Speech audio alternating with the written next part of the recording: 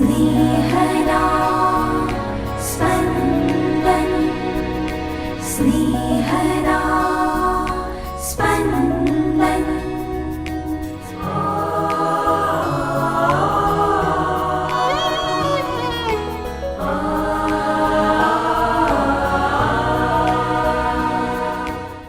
સામાન્ય કાળના 15મા અઠવાડિયાનો ગુરુવાર. જીવનમાં જ્યારે હતાશા લાગે, બધા રસ્તાઓ બંધ થઈ ગયા છે એમ લાગે, ત્યારે આ વચન અવશ્ય યાદ કરવું. ઓ થાકેલાઓ, તમે મારી પાસે આવો, હું તમને આરામ આપીશ. સાંભળીએ સંત માથીકૃત શુભ સંદેશ, અધ્યાય 11, કડી 28-30. ઓ થાકેલાઓ અને ભારથી કચડાયેલાઓ, તમે બધા મારી પાસે આવો, હું તમને આરામ આપીશ. મારી ધૂંસરી ઉઠાવો, મારા શિષ્ય થાઓ, કારણ હું હૃદયનો રાંક અને નમ્ર છું, અને તમારા જીવને શાતા વળશે. વળી મારી ધૂંસરી ઉપાડવામાં સહેલી છે અને મારો બોજો હળવો છે. स्नेहदा स्पन्दन स्पन्दन। સંપૂર્ણ બાઇબલમાં આજના શુભ સંદેશ નીચે એક રેખાચિત્ર છાપવામાં આવ્યું છે. આ રેખાચિત્રમાં ચિત્રકાર 5 પ્રકારે માનવ ભારથી કચડાઈને થાકી જઈ શકે એવી રજૂઆત કરે છે. પહેલું રેખાચિત્ર છે એક પુરુષ પોતાની પીઠ પર ભારે બોજો ઉપાડી રહ્યો છે. આ બોજો તે જીવન નિર્વાહ માટે મમ્મી પપ્પાએ કરવી પડતી નોકરીનો બોજો. બીજા રેખાચિત્રમાં એક વૃદ્ધ લાકડીના ટેકે ચાલી રહ્યો છે, જીવનમાં આવતી વૃદ્ધાવસ્થાનો બોજો. ત્રીજા રેખાચિત્રમાં એક માણસ નતમસ્તકે નિરાશ થઈને બેઠેલો છે.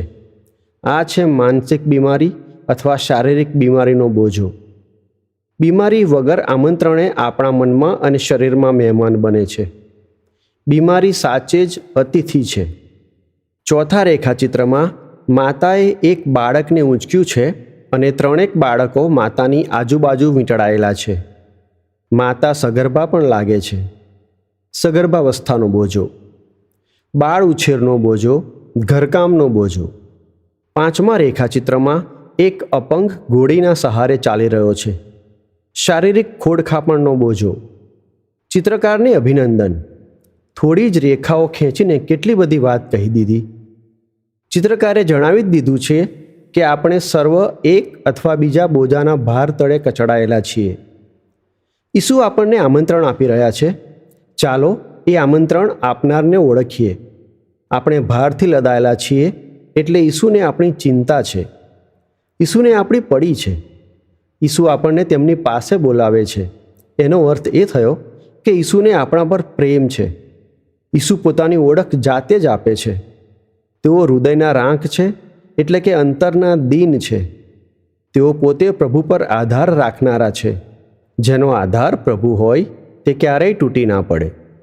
ઈસુ નમ્ર છે, એટલે આપણને પોતાની પાસે બોલાવીને ઉલમાંથી ચૂલમાં નહીં પાડે. ઉલમાંથી ચૂલમાં એટલે ઉકળતા તેલમાંથી ચૂલામાં પડવું, અર્થાત મુશ્કેલીમાંથી ભારે મુશ્કેલીમાં પડવું. ઈસુ વચન આપે છે કે ઈસુ પાસે જવાથી આપણી મુશ્કેલીઓ વધશે તો નહીં જ, બલકે ઘટી જશે અને નષ્ટ પણ થઈ જશે. ઈસુ પાસે આવવાથી સર્વના પાપો માફ થઈ જતા પાપનો બોજો ગાયબ થઈ જાય છે. કેટલાકને તો સાજાપણું મળ્યું છે, કેટલાકને સંતાન મળ્યું છે, કેટલાકને નોકરી મળી છે, કેટલાકની ભવિષ્યની ચિંતા ટળી ગઈ છે. ઈસુ પાસે આવીને આપણે ઈસુની ધૂંસરી ઉપાડવાની છે. આપણી ગરદન ખાલી ના હોવી જોઈએ. જો આપણી ગરદન શૈતાન ખાલી જોશે તો શૈતાન આપણી ગરદન પર ચિંતાની ધૂંસરી લાદી દેશે અથવા વ્યસનની ધૂંસરી લાદી દેશે. આ ધૂંસરી ભારે છે, માટે આપણે ઈસુની ધૂંસરી આપણી ગરદન પર ઉઠાવી લઈએ.